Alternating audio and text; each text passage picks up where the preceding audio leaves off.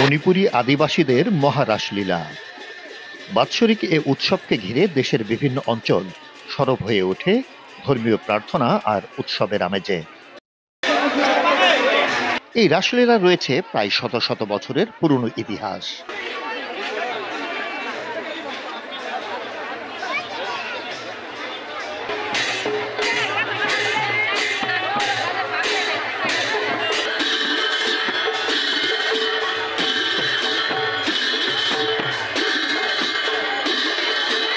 শুরু হলো মণিপুরী সম্প্রদায়ের প্রধান ধর্মীয় উৎসব মহারাসলীলা। প্রতি বছরের ন্যায় রাখাল নৃত্যের মধ্য দিয়ে শুক্রবার সকালে শুরু হয়েছে মহারাসলীলার এবছরের আড়ম্বরপূর্ণ আয়োজন। প্রতি বছর কার্তিক মাসের পূর্ণিমা তিথিতে এই উৎসব পালন করা হয়। কার্তিক মাসের পূর্ণিমা তিথিতে গৌড়ীয় বৈষ্ণব ধর্মাবলম্বী মণিপুরীদের প্রধান ধর্মীয় মহোৎসব শ্রীকৃষ্ণের মহারাসলীলার আয়োজন করা হয়। সে ধারাবাহিকতায় এবছর শুক্রবার শুরু হয়েছে মণিপুরীদের ঐতিহ্যবাহী রাজোৎসব। কার্তিক মাসের পূর্ণিমা তিথিতে আমরা এই আয়োজনটি করে থাকি। আসলে আজকের এই অনুষ্ঠানে সকাল থেকে আয়োজনে শুরু হয়। সকালবেলা হয় গোষ্ঠীলীলা এবং রাতে হয় রাসলীলা। আমাদের সম্প্রদায়ের লোকেরা আমরা ধর্মীয় ভাবে পালন করে থাকি, কিন্তু তাছাড়াও বিভিন্ন ধর্মাবলম্বী মানুষ এখানে এসে সমাগম হয়। বিভিন্ন দূর দূরান্ত থেকে মানুষজন আসেন, বিভিন্ন ধর্মের মানুষ আসেন আমাদের সংস্কৃতি, মণিপুরী সংস্কৃতি উপভোগ করার জন্য। এটি আমাদের আনন্দের একটি মেলবন্ধন ঘটে, এক প্রকার মিলন মেলায় আমাদের খুবই পছন্দের একটা উৎসব এটা। সবাই এখানে আমরা একত্রিত হই, আনন্দ করি, বিভিন্ন ভাবে দেখাশোনা হয়, আমরা আনন্দই করি মূলত আর কি। আর আমাদের সবারই কিছু না কিছু মানত থাকে, অনেকে সেটার জন্য আসে, তো এই সবকিছু মিলিয়ে ভালোই যাচ্ছে। এই বছর উৎসবটা কেমন উদযাপন করছেন? এই বছর খুবই ভালো, ওয়েদারটাও ভালো, তেমন একটা গরমও না ঠান্ডাও না, সবকিছু মিলিয়ে আশা করি আমরা ভালো একটা সময় উপভোগ করতে পারবো।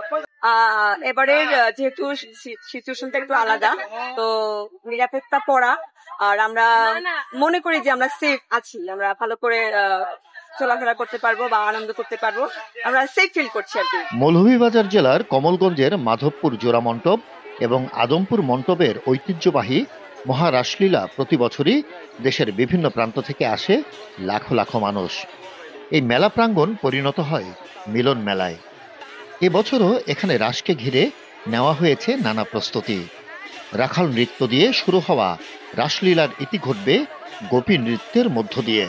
ভগবান শ্রীকৃষ্ণের লীলা তো শেষ নেই, কৃষ্ণ লীলা তো সাগরের মতো। তো আমরা সেখানে দুষ্ট লীলার একটা অংশ এখানে আমরা মানে প্রকাশ করার চেষ্টা করি আর কি। লীলানুকরণ, এটা হলো বাল্যকালে লীলানুকরণ। উনি যে লীলা করেছিলেন এটা আসলে বাল্যকালেই। তো এটা হচ্ছে দুষ্ট লীলা। তার সখাগণ, ভগবান শ্রীকৃষ্ণের সখাগণ তাকে নিয়ে খেলতে যাবে, গরু চড়াতে যাবে। গরু চড়ার চলে, খেলার চলে অনেক লীলা করেছেন, অনেক দত্ত নিধন করেছেন। এটা এখানে অনুকরণ করা হচ্ছে না। শত বছরের পুরনো মৌলভীবাজারের কমলগঞ্জ উপজেলার মাধবপুরের শিববাজারে জোড়া মণ্ডপে এবছর 182তম এবং আদমপুরের তেতাইগাঁওয়ে 42তম রাসলীলা আয়োজিত হয়েছে।